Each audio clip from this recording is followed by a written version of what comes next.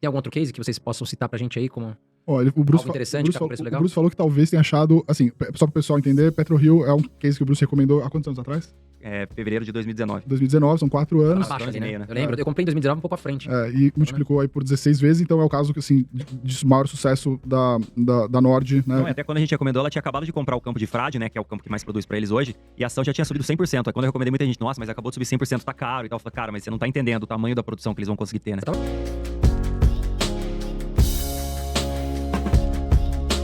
Se vocês puderem citar pelo menos um case aí de cada, Sim. que vocês acreditam que tá barato, que tá bacana pra investir nesse momento. Por exemplo, Petrobras depende do petróleo, porque ela não tem grandes crescimentos do volume de produção de petróleo dela.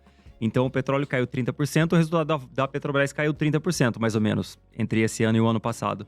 A PetroRio não, a PetroRio também é uma exportadora de petróleo e tal, ela opera campos maduros, mas a produção dela cresceu 100%. Então o petróleo caiu 30%, o resultado da PetroRio subiu 30%.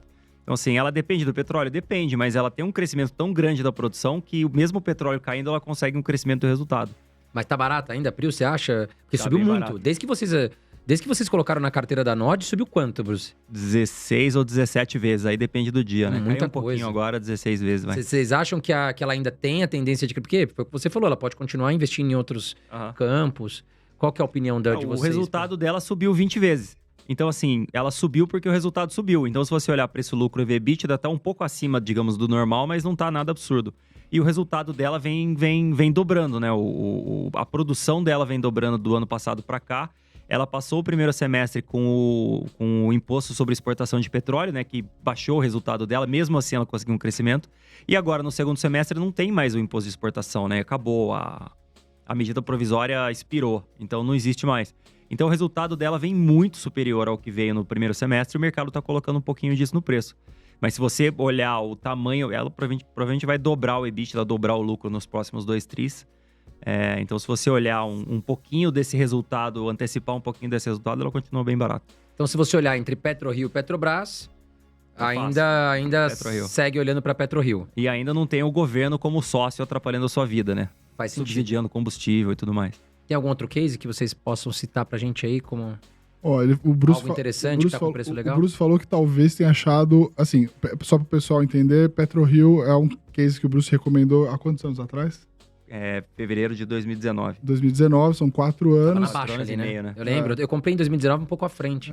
E multiplicou aí por 16 vezes, então é o caso que, assim, de maior sucesso da Nord, né? Não, até quando a gente recomendou, ela tinha acabado de comprar o campo de Frade, né? Que é o campo que mais produz pra eles hoje. E a ação já tinha subido 100%. Aí quando eu recomendei, muita gente, nossa, mas acabou de subir 100%, tá caro e tal. Eu falei, cara, mas você não tá entendendo o tamanho da produção que eles vão conseguir ter, né? Eu tava conversando com o Baroni, que é do AGF, vocês conhecem ele, do Ações Garante Futuro. E ele falou, cara, eu ainda tenho um problema que eu confesso. Encoragem. Que é a questão da memória. Enfim, a ação subiu 100%. Ele fala, putz, cara, mas eu tava pagando 50. Agora tá 100, cara.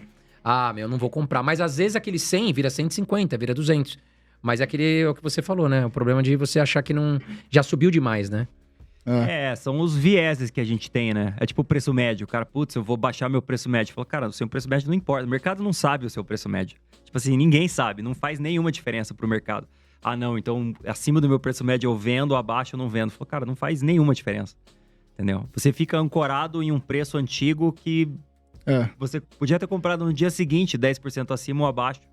E também não faria nenhuma diferença. Eu faço uma provocação, para os meus clientes, que é o seguinte, né? Às vezes o cliente chega lá, né? A gente tem uma empresa uma casa de análise, onde a gente fala quais são as recomendações e o cliente vai lá e executa por conta própria.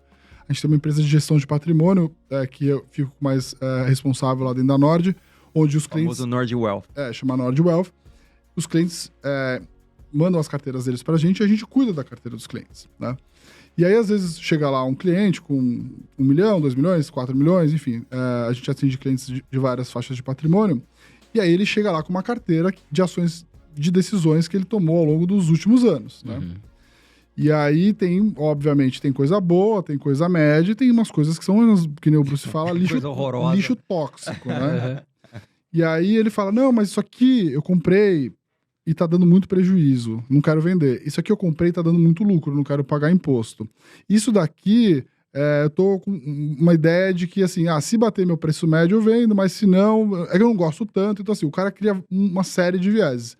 E a provocação que eu faço para o cliente é o seguinte. Então, vamos lá. O seguinte, amanhã você abriu o seu home broker, né? Entrou lá na sua conta, aquele R$1 milhão que você tinha em várias ações, virou R$1 milhão em dinheiro. Em dinheiro. A corretora vendeu sem querer, mas ela te devolveu o dinheiro inteiro. Agora você tem R$1 milhão exatamente igual como você tinha. Você compraria as mesmas ações nas mesmas proporções? Ele falou assim, não. Então tá errada a tua carteira. Você tá criando vários problemas, vários vieses, baseados ou você não quer realizar uma perda, que é um viés, você tem uma ancoragem no preço, que é o preço médio, ou você também tem resistência, ou você tem paixão à tua posição. Já que é uma posição ganhadora, você tem um sentimento de mais amor àquela posição que você quer carregar. Então, assim, a gente é lotado de vieses, né? O nosso trabalho lá na Nord, explicar para os clientes quais são os vieses que todo mundo tem, e eu tenho meus vieses, claro. O Bruce também tem.